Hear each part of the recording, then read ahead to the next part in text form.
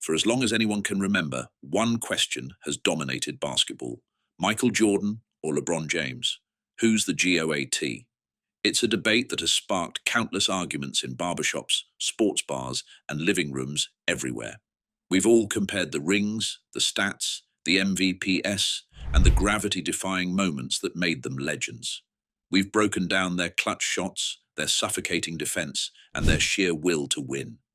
It's a debate that's bigger than basketball itself, a cultural fault line that defines sports conversations.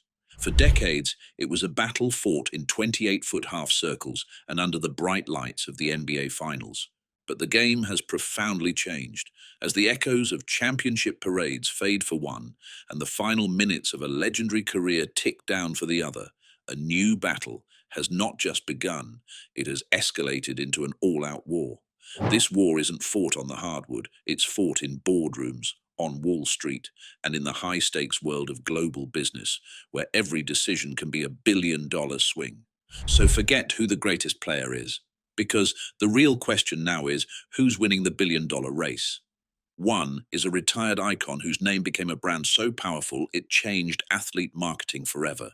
The other is an active king, a modern media mogul who shattered boundaries by becoming the first active NBA player to be crowned a billionaire.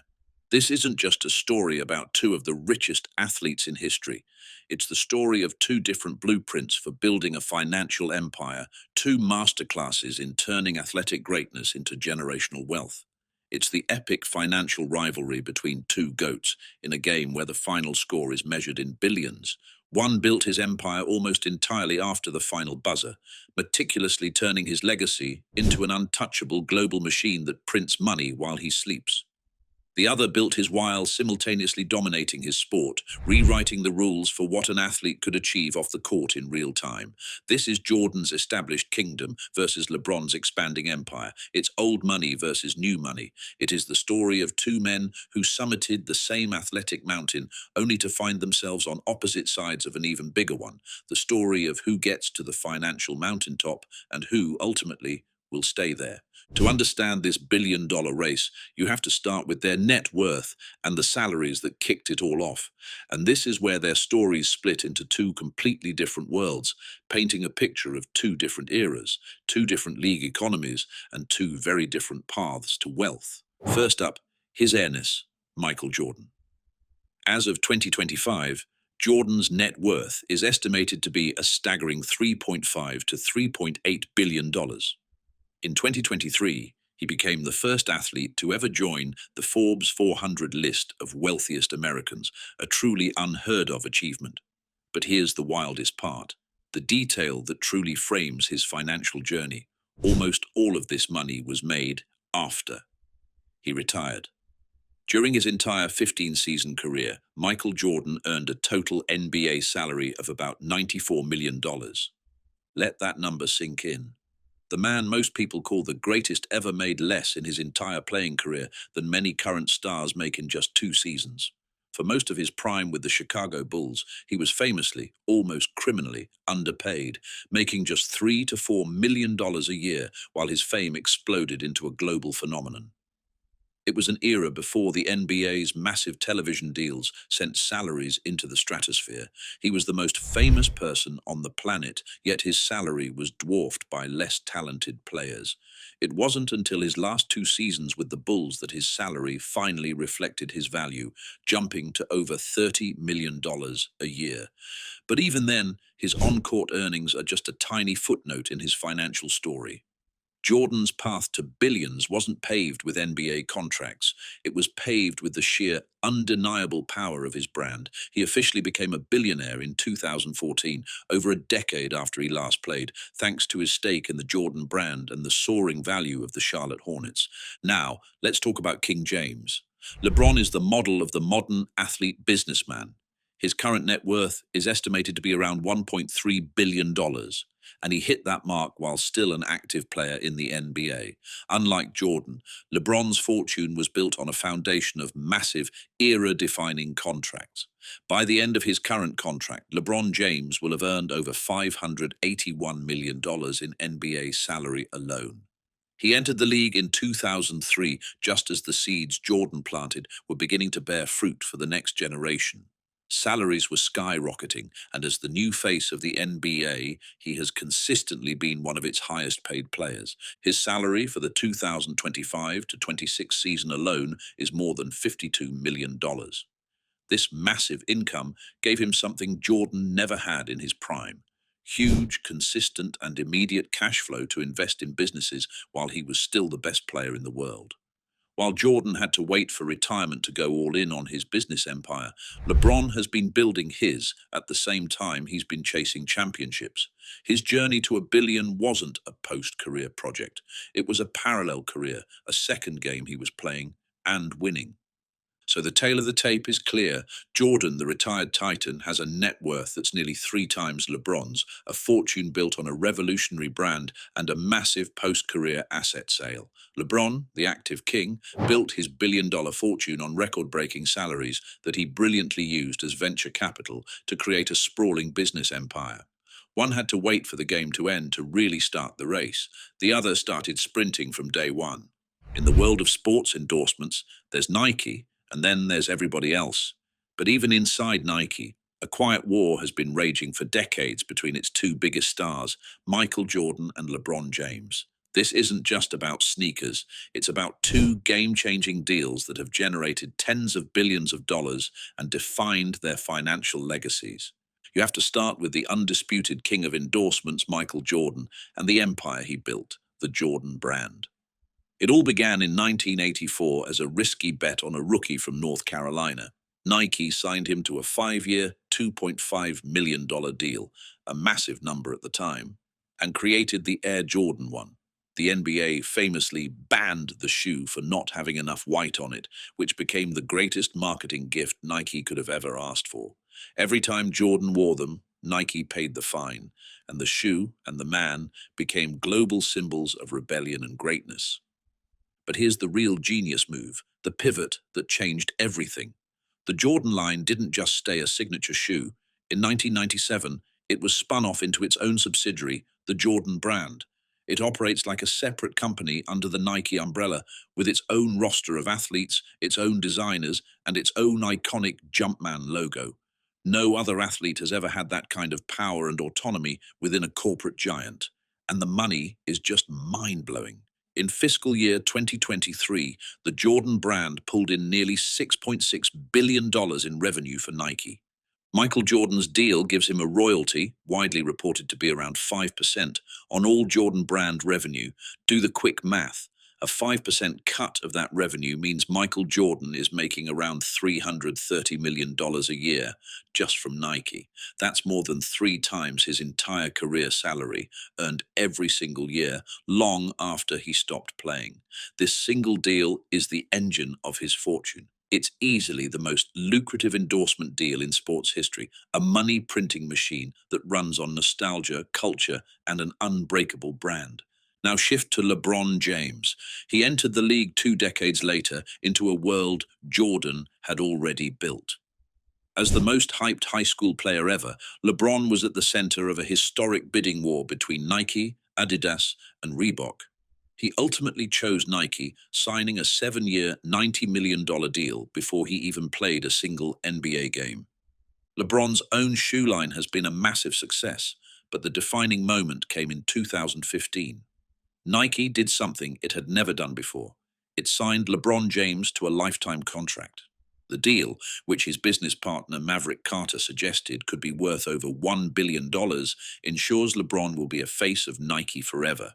It was a clear, strategic signal from Nike that they saw LeBron as an icon on the same level as Jordan, a pillar for their brand for the rest of time. But the structure of their deals reveals the difference in their financial race. Jordan has his own brand, a separate division that cuts him a colossal royalty check based on its total revenue. LeBron has the largest lifetime endorsement deal in Nike's history, but he's still an endorser for the parent company. While the exact details aren't public, reports suggest his deal pays him over $30 million a year, a huge amount, but still a fraction of what Jordan gets from his brand's revenue stream.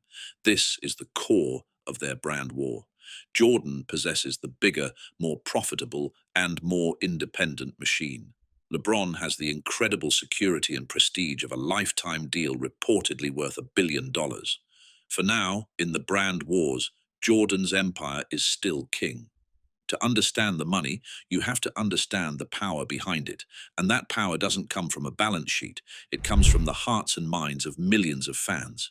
The true engine of this billion-dollar race is fandom. But the fandoms of Michael Jordan and LeBron James are two completely different forces of nature, built in different worlds and monetized in entirely different ways. Jordan's power comes from mythology. He played in an era before social media where athletes were seen, not heard. His greatness was presented on the court and in perfectly crafted commercials. There was a mystique, a carefully guarded distance between the man and the public that made him an untouchable ideal.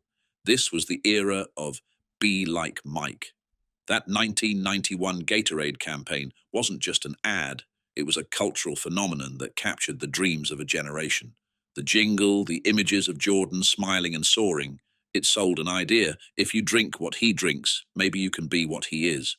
It became a global rallying cry, cementing Jordan not just as an athlete, but as an aspiration. This mythic status is the eternal fuel for the Jordan brand. Decades later, the power of that image is stronger than ever. The 2020 documentary, The Last Dance, wasn't just a trip down memory lane. It was a global event. It averaged 5.6 million viewers per episode, making it the most watched documentary in ESPN history, reminding everyone of Jordan's sheer dominance and cultural gravity. People don't just buy Jordan sneakers, they buy a piece of that legend. They are buying a tangible connection to the memory of greatness. His fandom is a force of nostalgia, and it's one of the most powerful and profitable forces in modern business. LeBron James's power, on the other hand, comes from community. He rose to fame in the 24/7 news cycle and the age of social media.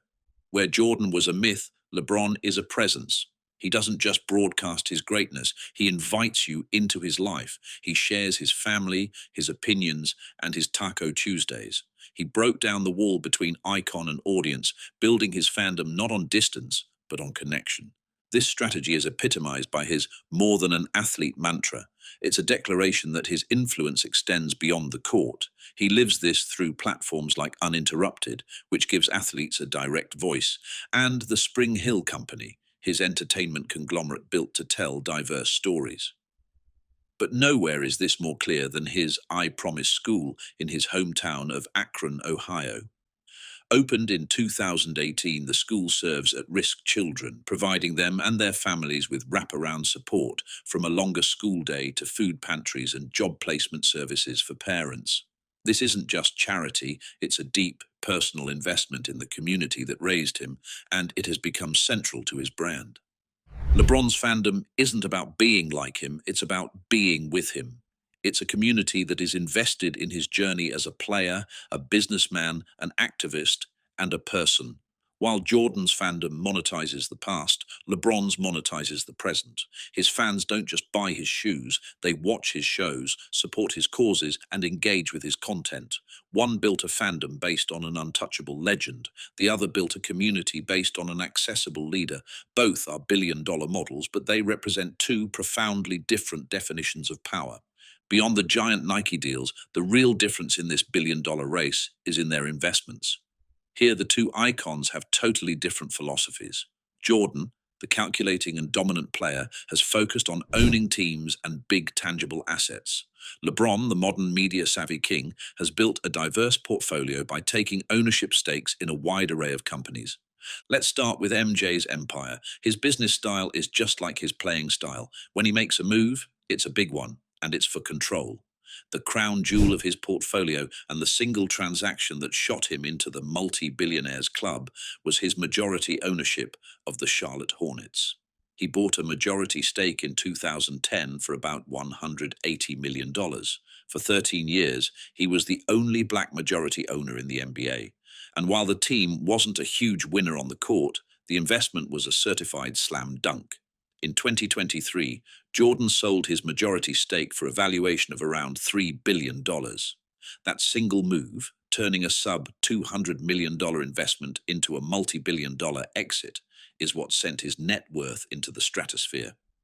Jordan's empire doesn't stop there. He co-founded a NASCAR team, 23XY Racing, and is a co-founder of the ultra-premium Cincoro tequila.